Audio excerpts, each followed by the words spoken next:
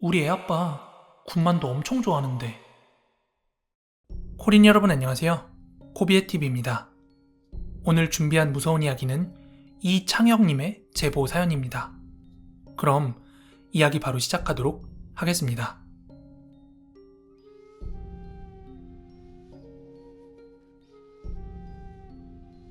이 이야기는 제가 2006년도에 겪은 일로 벌써 15년 전 이야기입니다. 그 당시 저는 중국집에서 배달 알바를 한 1년 정도 했습니다. 요즘에야 배달의 민족이나 이런 배달 대행 시스템이 잘 돼 있는데 그 당시에만 하더라도 중국집에서는 다 직원을 고용하거나 알바를 고용해서 배달을 했습니다. 중국집 배달 일이 그렇게 이미지가 좋은 직업은 아니었지만 시티백 오토바이를 타고 배달하는 그 일은 비정규직 치곤 나름대로 돈을 짭짤하게 벌 수 있는 그런 직업이었어요. 아무튼 배달 일을 하다 보면 이 동네 저 동네 하루에 수십 군데씩이라도 배달을 가게 됩니다. 그리고 아마 여러분들 다 기억을 하실 텐데 그 당시에는 철가방에 음식을 담아서 손님의 집 안까지 들어가서 현관에 음식을 내려줬어요. 그러다 보니 어지간한 집들은 현관이랑 거실이 어떻게 생겼는지 대충 다 보였고 그리고 그 집 분위기가 어떤지도 좀 느껴졌어요. 서론이 길었는데 본론으로 들어가서 배달 일을 열심히 하던 어느 겨울날이었어요. 어느 한 연립에서 배달이 들어와서 짜장면 3그릇, 탕수육, 그리고 서비스 군만두를 챙겨가지고 배달을 나섰습니다. 그리고 배달지에 도착해서 초인종을 눌렀고 이내 밝은 목소리의 여성분께서 문을 열어주셨습니다.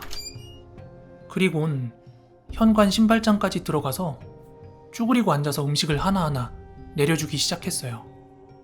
근데 여성분들 중에는 가끔 그 배달원들이 거실 쪽 이렇게 시선 가는 거를 되게 불편해 하시는 분들이 계세요.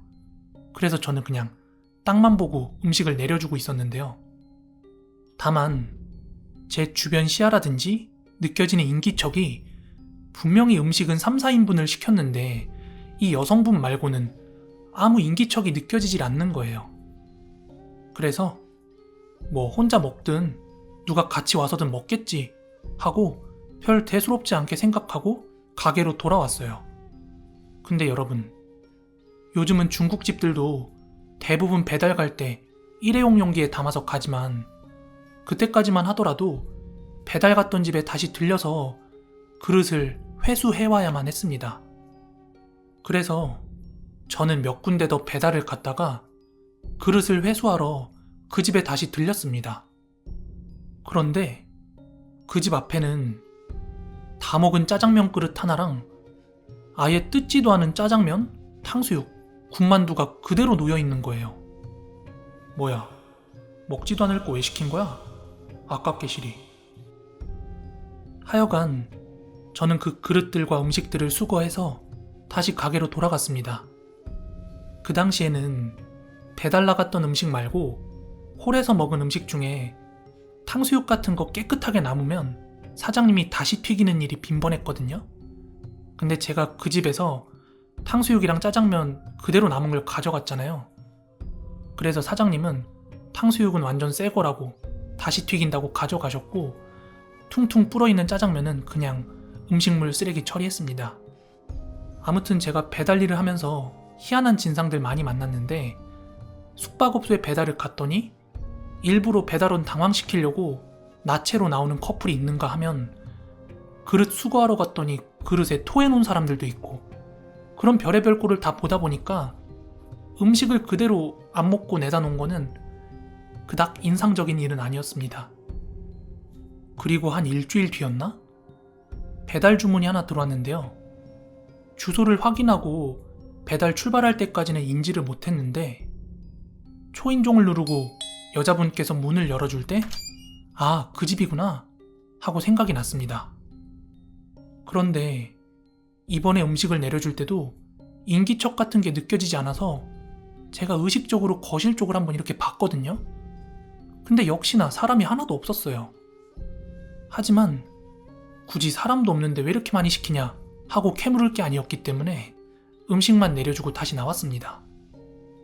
근데 그릇을 회수하러 그 집에 다시 갔을 때 진짜 희한하다고 느꼈어요.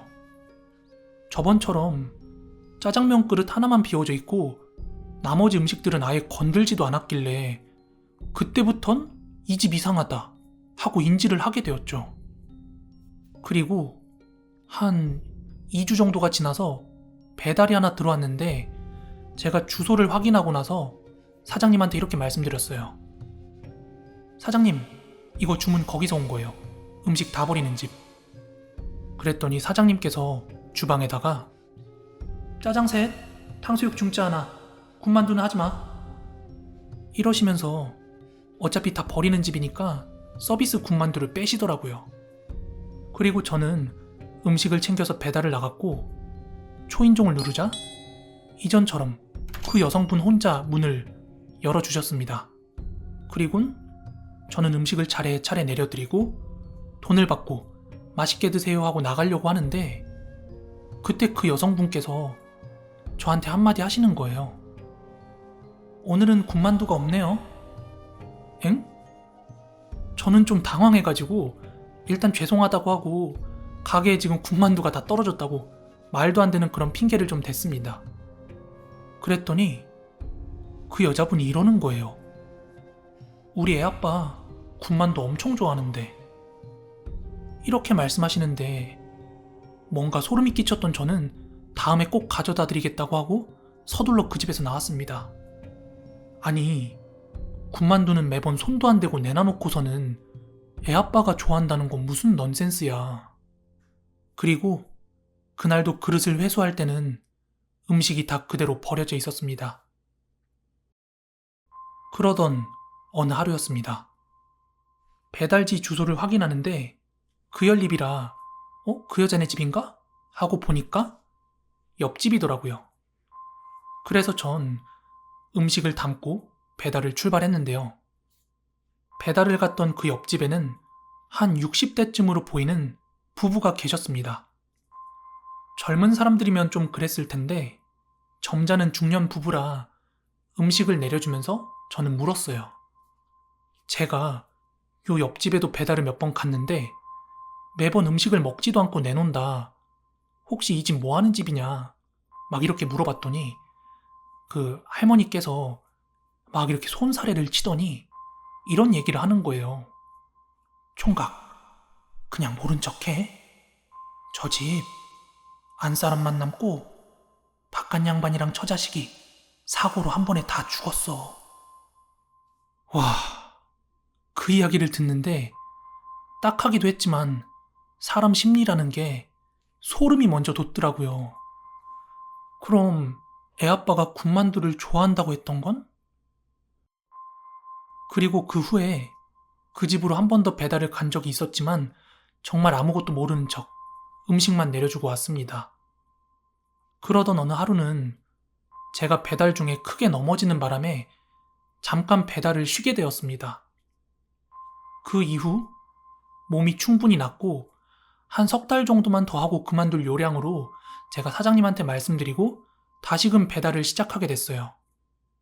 그렇게 다시 배달을 시작하고 2달쯤 지났을 때였어요. 배달 주문이 하나 들어왔는데 주소가 낯이 익은 게 딱 그 연립인 게 기억이 나더라고요. 하지만 호수는 그 옆집 노부부의 집이었어요. 그리고 보니 다시 배달을 시작하고 근 2달 정도는 그 여자의 집에서 주문이 들어오지 않았네요. 아무튼 전 그 중년 부부의 집으로 배달을 갔고 음식을 내려주면서 자연스럽게 한마디 물었어요. 옆집은 이사 갔나 봐요. 요즘 뜸하네. 그랬더니 그 할머니가 이러시더라고요. 에휴, 세상 참. 그 여자 죽었어. 벌써 1달도 더 됐지? 스스로 목을 맸어. 이 얘기를 듣고 너무나 큰 충격을 받았습니다. 저도 귀신 이야기 같은 거 좋아해서 코비의 TV 같은 것도 듣고 하지만 아직까지 그때만큼의 소름을 느껴본 적은 단 한 번도 없었습니다. 그 이후 한 달 정도 더 배달을 하다가 저는 일을 그만뒀고요. 이 일은 제 인생 통틀어 가장 소름 돋는 사건 중에 하나였습니다. 네, 오늘 준비한 무서운 이야기는 여기까지고요.